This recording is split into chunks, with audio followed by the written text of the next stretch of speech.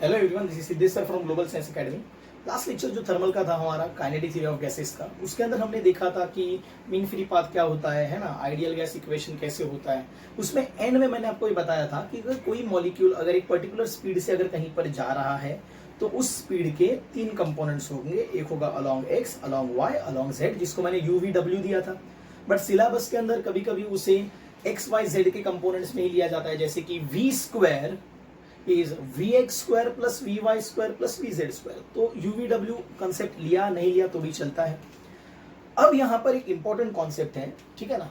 अगर मैं आपको बोलता हूं कि सपोज मेरे पास अगर एक कंटेनर है, ठीक है, इसके अंदर बहुत सारे मॉलिक्यूल्स हैं, जैसे कि ये एक मॉलिक्यूल है, ये है, ये है, ये है। तो this is molecule number 1, this is 2, 3, 4, ऐसे करते करते n नंबर ऑफ मॉलिक्यूल्स हैं, ठीक है। सपोज हर एक का जो स्पीड है, सपोज ये पहले वाला इधर मूव हो रहा है, दूसरे वाला इधर हो रहा है, तीसरे वाला इधर हो रहा है, चौथे वाला इधर हो रहा है, तो हर एक का अपना अपना एक क्या है, स्पीड है सपोज, ठीक है। सो सपोज इसका स्पीड जो है वो v1 है, इसका स्पीड जो है वो v2 है, इसका जो स्पीड है v3 है, ऐसे अलग अलग स्पीड्स है। तो मेरा सवाल ये है कि अगर किसी कंटेनर में मॉलिक्यूल्स का अगर एक पर्टिकुलर स्पीड है तो पूरे गैस का स्पीड कैसे पता करें, करेक्ट। और इसके लिए जो कॉन्सेप्ट है दैट इज कॉल्ड एज, ये है रूट मीन स्क्वायर स्पीड, जिसे हम बोलते हैं स्पीड आरएमएस या फिर आरएमएस स्पीड। आरएमएस मतलब रूट मीन स्क्वायर, ठीक है ना। So it is RMS speed.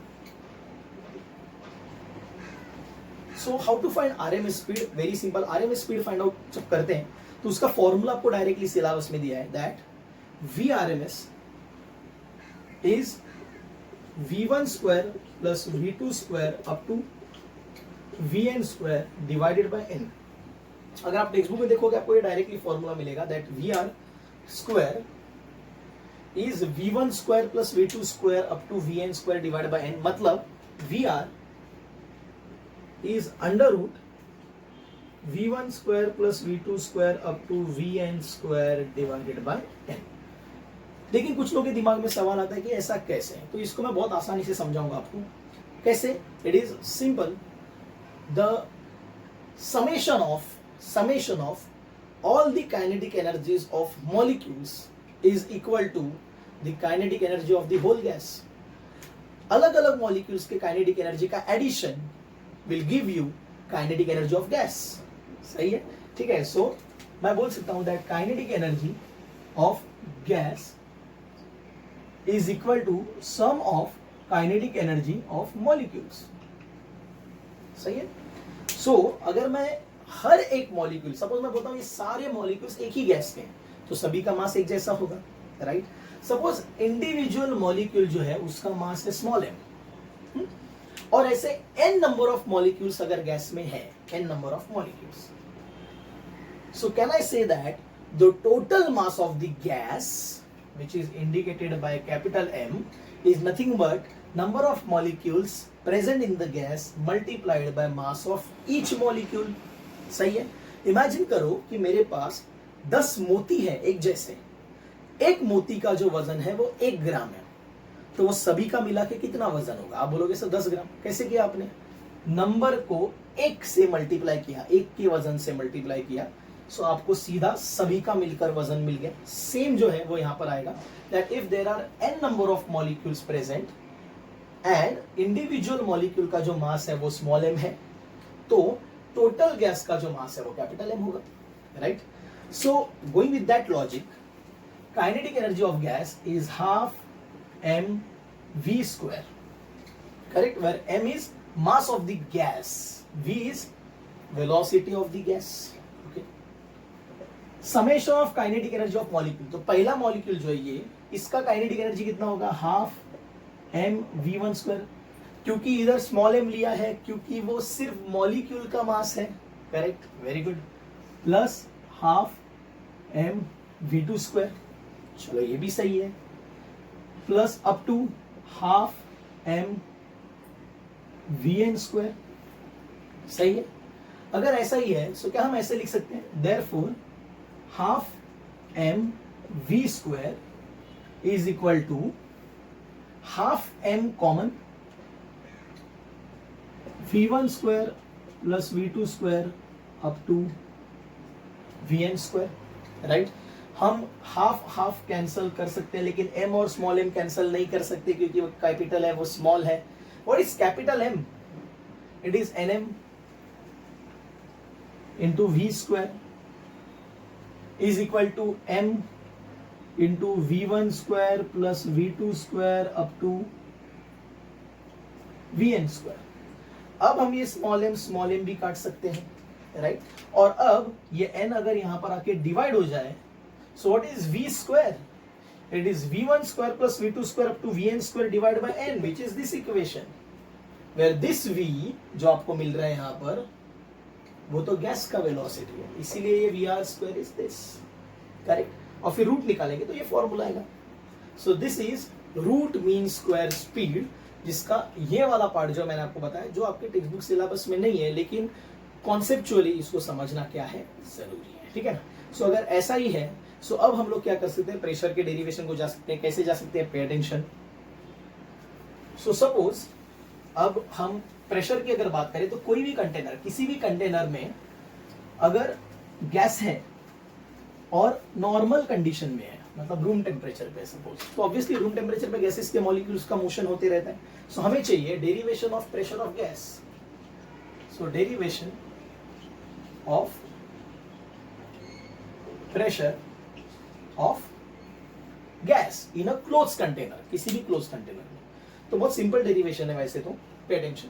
अगर सपोज मैं बोलता हूं कि हमारे पास एक क्यूबिकल वेसल है, like this. Suppose this is a kind of cubicle vessel. हम इस वेसल के जो वर्टाइसेस है इनको नाम देते हैं, ठीक है। Suppose this is A B C D, and ये जो साइड है सपोज इसको नाम देते हैं, it is H I J K. So फिलहाल के लिए अगर आप देखोगे तो यहां पर जो दो फेसेस हैं, एक फेस लेफ्ट की तरफ है that is A B C D, और दूसरा फेस राइट की तरफ है एच आई जे के, करेक्ट। सपोज मैं बोलता हूं इसके अंदर बहुत सारे मॉलिक्यूल्स हैं, बट हमें जब प्रेशर का डेरिवेशन करेंगे हम, तो इनिशियली 80% टाइम में हम सिर्फ एक ही मॉलिक्यूल के ऊपर कंसिडर करेंगे, और फिर बाद में हम बाकी सारे मॉलिक्यूल्स के लिए सिमिलर ले लेंगे। तो सपोज मैं बोलता हूं कि यहां पर एक मॉलिक्यूल है which is just attached to wall A B C D wall की तरफ वो क्या है, अटैच्ड है। एंड सपोज वो कहीं पर भी मूव रहा होगा, कैसे भी, हम उसका सिर्फ एक्स डायरेक्शन कंसिडर करेंगे। लेट अस कंसिडर कि वो एक्स डायरेक्शन में जा रहा है, like this. So let us consider this cube has a length of L. So उसका लेंथ भी L है, उसका विड्थ भी L है, उसका हाइट भी L है। Then what is the volume of the cube? Yes, very good. It is L into L into L. So that will become L cube. Correct? So अब अगर ऐसा ही है तो सबसे पहले ये एक मॉलिक्यूल है, सो मॉलिक्यूल का मास क्या होगा, स्मॉल m। Very good. ये इस डायरेक्शन में मूव हो रहा है, ये पहला मॉलिक्यूल है, सो इसकी एक्स डायरेक्शन की वेलोसिटी को हम बोलेंगे v1x, है ना, या फिर vx1, whatever. Velocity in x direction for first molecule, so it is vx1, जिसे हमने थोड़ी देर पहले u1 लिया था, लेकिन हम यहाँ पर vx1 लेंगे, ठीक है। सो मुद्दा ये है कि प्रेशर हम कैसे फाइंड आउट करें सर। तो मैं आपको स्टेप्स बताता हूं। सबसे पहले आपने फॉरवर्ड डायरेक्शन का मोमेंटम निकालना है, first step. Second step reverse direction का मोमेंटम निकालना है।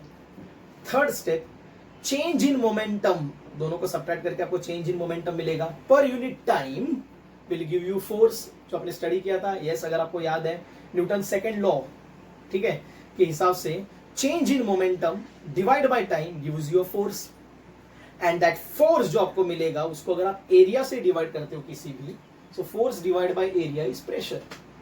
So step simple है। फर्स्ट स्टेप मोमेंटम का डिफरेंस निकालो, सेकंड स्टेप फोर्स निकालो, थर्ड स्टेप प्रेशर निकालो। सो अगर ऐसा ही है तो सबसे पहली चीज, if the molecule having mass m is moving in the rightward direction and if the velocity is vx1, then what is the initial momentum?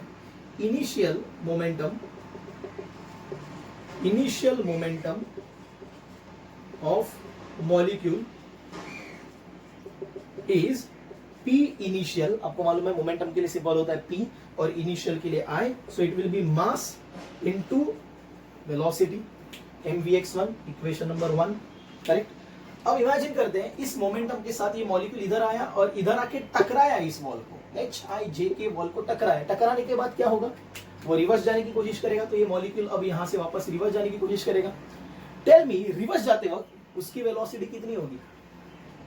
Yes, मैंने आपको बताया था इलास्टिक कोलिजन्स मतलब वेलोसिटी में कोई चेंज नहीं है, सो रिवर्स जाते वक्त उसकी वेलोसिटी vx1 ही होगी, correct. So what is the final momentum after collision, है ना? So initial momentum that is before collision is this, so after colliding with wall Hij, जब वॉल के साथ वो कोलाइड करेगा उसके बाद उसका जो मोमेंटम होगा, ठीक है ना, momentum after collision that is final momentum. Final momentum कितना होगा? It is mvx1, but momentum is vector quantity, तो अगर आप इस वेलोसिटी को पॉजिटिव लेते हो तो उस वेलोसिटी को नेगेटिव लेना पड़ेगा, so this momentum will become negative, correct. So it will be minus mvx1, correct. सो अगर ये है mvx1 तो दूसरा वाला जो होगा माइनस mvx1, सही है। तो पहला मोमेंटम भी मिल गया, फाइनल मोमेंटम भी मिल गया। What is the change in momentum, ठीक है ना, वो भी हम निकालेंगे, correct. So change in momentum,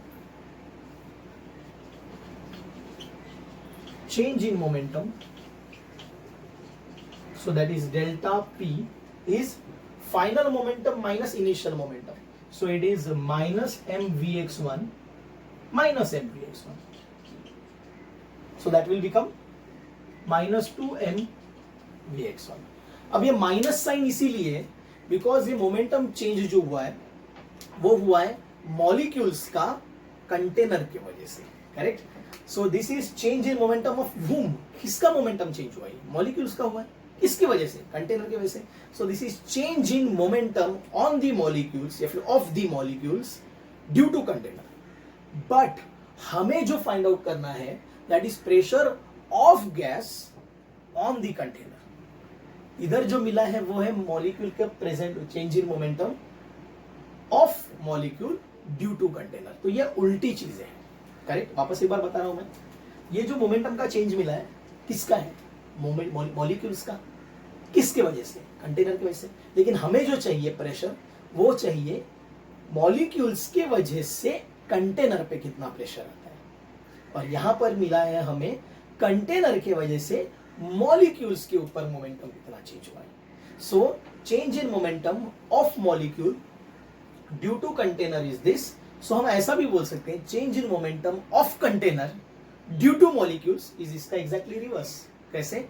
law of conservation of linear momentum. So change in momentum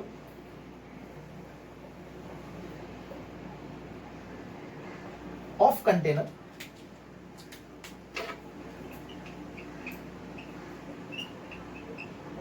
due to molecules is कितना होगा? Very good, it is delta P is equal to, इसका एग्जैक्टली क्या हो जाएगा? Reverse. So it is 2mvx1। Delta P मिल गया। अब हम देखते हैं इधर से इधर टकरा के वापस इधर आने के लिए इस मॉलिक्यूल को कितना टाइम लगता है। मतलब यहां से निकला, उधर गया, टकराया, वापस आ गया, इसमें कितना टाइम लगता है? ठीक है, बहुत सिंपल है ये, ध्यान दो एकदम। सो डेल्टा टी निकालते हैं। What is time? कैसे निकालेंगे इसे? बहुत सिंपल है, velocity is equal to distance upon time. So time is equal to distance upon velocity, है ना, ये बेसिक आपको पता है। So time is distance upon velocity. मुझे बताओ यहां से इधर और वापस इधर आने में उसने कितना वेलोसिटी लिया? vx1। कितना डिस्टेंस लिया? यहां से इधर गया, वापस इधर से इधर आया, तो जब यहां से इधर गया तो l, वापस इधर से इधर गया तो l, तो डिस्टेंस हुआ l प्लस l 2l, मतलब उसने 2l डिस्टेंस ट्रेवल किया। So delta T is distance that is 2l divided by velocity या फिर स्पीड हम बोल सकते हैं vx1। हम यहाँ पर वेलोसिटी स्पीड कंसीडर करेंगे तो डायरेक्शन मैटर नहीं करता। सो 2L divide by Vx1 time के लिए, because time is a scalar quantity, इसमें डायरेक्शन वायरेक्शन मैटर नहीं करता, इधर गया 1 सेकंड आया, इधर आया -1 सेकंड, 1 -1 0 सेकंड लगे इधर से इधर पहुंचने के लिए, ऐसा तो नहीं होता। 1 सेकंड 2 सेकंड, तो वो तो हमको ऐड ही करना पड़ेगा। सो डेल्टा P हमें मिल गया है, डेल्टा T वो भी हमें मिल गया है। So delta P divide by delta T, that is change in momentum divide by small time, will give you force. So force on wall HIJK is F is equal to delta P divided by delta T, correct? So delta P का value यहां से, that is 2m Vx1 divided by delta T का value यहां से 2L by Vx1, correct? तो आपको मालूम है ये Vx1 ऊपर जाके मल्टीप्लाई हो जाएगा, ये 2 कैंसल हो जाएगा। So that will become F is equal to M, ये Vx1 Vx1 square divided by L। बहुत इंपॉर्टेंट है ये, नोट डाउन कर लो इसको, equation number 3। So it is F is equal to M Vx1 square divided by L, so that will become your force। तो भाई हमको पता चल गया है ये मॉलिक्यूल ने सिर्फ x डायरेक्शन की स्पीड से x डायरेक्शन में कितना फोर्स प्रोड्यूस किया है। So that is Fx1, that is force in x direction due to first molecule. Exactly हमारा यहाँ पर वैसे देखा जाए तो आधा काम खत्म है। क्या किया हमने डेरिवेशन में, सबसे पहले हमने x डायरेक्शन का मोमेंटम निकाला, फिर रिटर्न जब आया उसका भी मोमेंटम निकाला, हमें मिला -2mvx1। फिर हमने देखा कि ये तो मोमेंटम चेंज हुआ है मॉलिक्यूल्स का, हमें देखना है कि कंटेनर का कितना मोमेंटम चेंज हुआ है, तो हमने उसको प्लस ले लिया क्योंकि हमें कंटेनर पे प्रेशर चाहिए। अब हमने देखा कितना टाइम लगेगा मॉलिक्यूल को उधर जाके वापस इधर आने में, so that will be 2L divide by Vx1, correct? फिर हमने देखा force is change in momentum upon time, solve किया, हमें ये मिल गया। अब हमें पता है कि फोर्स से हम लोग प्रेशर कैसे निकालेंगे, कैसे निकालेंगे? वेरी सिंपल, फोर्स को एरिया से डिवाइड करो, आपको प्रेशर मिलेगा। सो ध्यान देते, pay attention. So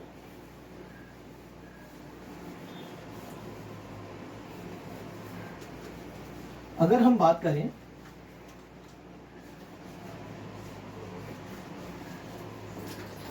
pressure in the x direction due to first molecule, so equation of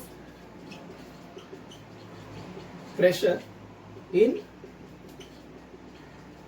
x direction due to first molecule, तो वो हो जाएगा pressure x1 is force x1 divided by area, because pressure is force upon area, so therefore pressure x1 is equal to force x1, अभी अभी देखा था हमने, that was m Vx1 square divided by L, ये था force divide by area. मुझे बताओ कोई भी एक साइड का एरिया, बिकॉज वो वहां पर टक्कर मारेगा, तो स्क्वायर है ना, ये क्यूब का एक surface is a square, square का एरिया कितना होता है? L square. वेरी गुड, तो ये L और L स्क्वायर कैंसिल होगा क्या? नहीं, वो L क्यूब बनेगा। So Px1 is equal to m Vx1 square divided by L into L square will become L cube। तो पे अटेंशन, मैं क्या बोल रहा हूं, ये तो एक मॉलिक्यूल की वजह से हुआ, सही बोल रहा हूं मैं, ये एक मॉलिक्यूल की वजह से हुआ। ऐसा हम x डायरेक्शन में अगर हमने निकाला है, तो वैसे हम y डायरेक्शन में भी निकाल सकते हैं, वैसे हम z डायरेक्शन में भी निकाल सकते हैं, करेक्ट? और फिर उसके बाद में वैसे देखा जाए तो ये एक मॉलिक्यूल की वजह से बहुत सारे मॉलिक्यूल्स के लिए हम कर सकते हैं, सही है, ठीक है ना? तो ये चीजें जो है ना, ये हमें समझनी है, ये हमें बहुत अच्छे से याद रखनी है। सो ये तो एक मॉलिक्यूल की वजह से हुआ ना, बहुत सारे मॉलिक्यूल, अब इमेजिन करो एक नहीं है, बहुत सारे हैं, 2 4 10 12 n नंबर है। तो what is the total pressure in x direction? Net pressure in x direction due to n number of molecules, एक की वजह से नहीं, बहुत सारे की वजह से, तो सभी का ये जो प्रेशर है वो ऐड करना पड़ेगा। तो ये एक का हुआ, ऐसा दूसरे का, तीसरे का, ऐसा सबका ऐड करना पड़ेगा, सही है, ठीक है? सो देयरफॉर Px कैसे मिलेगा, यहां पर देखते हैं। Px मतलब सभी का मिलाकर, ठीक है ना? So it will be Px1 plus Px2 up to pxn. So that is very simple. px is equal to px1 तो ये है m vx1 square divide by l cube. क्या मैं l क्यूब को वॉल्यूम ले सकता हूँ? Yes, very good. क्या ले लिया हम लोगों ने? Volume. Plus m vx2 square divide by volume up to m vxn square divide by volume. सही है, वेरी गुड. सो ये हो गया px. सिमिलरली, या फिर हम इसे थोड़ा सा पहले कॉमन ले लेते हैं. px is m by v, correct. vx1 square plus vx2 square up to vxn square, correct. ये हो गया px, करेक्ट. इसको हम लोग जो भी इक्वेशन नंबर 4 वगैरह दे सकते हैं. Similarly what is P Y? ये तो x में हुआ ना, x में, y में. सिमिलरली y में होगा P Y is equal to, very smart student, smart हो गए आप, very good. m by V वैसे ही रहेगा. vx1 स्क्वायर की जगह पर आएगा vy1 square plus vy2 square up to vyn square, correct. Similarly z direction में क्या होगा? pz is equal to, yes, very good, m by v, very good. It is v z1 square plus v z2 square plus v zn square, है ना, up to. सो ये तो हो गया px, py और pz. सर 3 डायरेक्शंस में मिला है, ओवरऑल प्रेशर नहीं मिला है. कोई बात नहीं, पास्कल्स लॉ लगाएंगे हम लोग, बहुत सिंपल तरीके से हो जाएगा. तो ये स्लाइड में हमने क्या किया? फोर्स तो मिला था हमें, pressure is equal to force upon area. तो हमने फोर्स का जो इक्वेशन इसके पहले वाले स्लाइड में था डिवाइड बाय एरिया किया, तो हमें ये इक्वेशन मिला. ये था पहले मॉलिक्यूल का एक्स डायरेक्शन में. ऐसा ही दूसरे का भी होगा एक्स डायरेक्शन में, तीसरे का भी होगा एक्स डायरेक्शन में, चौथे का भी होगा एक्स. तो ऐसे मिला के सारा प्रेशर अगर एक्स डायरेक्शन में चाहिए तो हमने सभी प्रेशर्स को एक एक करके ऐड किया, सभी मॉलिक्यूल्स के. फिर हमें ये मिला आंसर. वैसे ही वाई में, वैसे ही जेड में, करेक्ट. यहां तक हम पहुंच गए हैं. अब हम लोग आगे बढ़ेंगे और देखेंगे कि प्रेशर तो हमें मिल गया एक्स वाई जेड का, लेकिन टोटल प्रेशर कितना है? So always remember, total pressure is average of all the pressures. ठीक है ना. पास्कल्स लॉ में भी हमने देखा है कि ओवरऑल प्रेशर वही होता है जो हर जगह पे होता है. टोटल एवरेज हम लोग अगर यहां पर अगर देखते हैं, so average pressure is total pressure जो होगा वो होगा P is equal to px plus py plus pz divide by 3. सही है ना. 3 क्यों? एवरेज है तो 3. सो दैट विल बिकम, अब मैं उसको यहां पर लिख रहा हूं, just pay attention. P is equal to 1/3 बाजू में ही रखता हूं. आपको भी मालूम है px क्या था? क्या था? देखो आप, m by v, vx1 square plus vx2 square plus vx up to n square. अच्छा, py क्या था? 1/3, वो तो है यहाँ पर. py क्या था? m by v, vy1 square. In short सभी में m बाई v था, तो कॉमन ले लेते हैं ना, कॉमन ले लेते हैं. सो 1/3 into m by v common ले लेते हैं, क्योंकि सभी में वो है ही. तो अब आपका कॉमन यहां पर आएगा सबसे पहले vx1 square plus vx2 square up to vxn square plus y के लिए vy1 square plus vy2 square plus vyn square. आपके सिलेबस में बहुत डिटेल में नहीं दिया हुआ है, लेकिन मैं दे रहा हूं, पे अटेंशन. तीसरा vz1 square plus vz2 square up to vzn square. सही है, ये हो गया. 3 तो आ गया यहाँ पर, प्लस इन सभी का addition m by v common ले लिया. समझ में आ गया. अब हम ऐसा भी तो देख सकते हैं, vx1 square plus vy1 square plus vz1 square. तो ये क्या हो गया? What is this? याद करो, vx1 square plus vy1 square plus vz1 square is v square. याद है वो तिरछी डायग्राम बताई थी मैंने? vx1 vy1 vz1 का रिजल्टेंट है ना.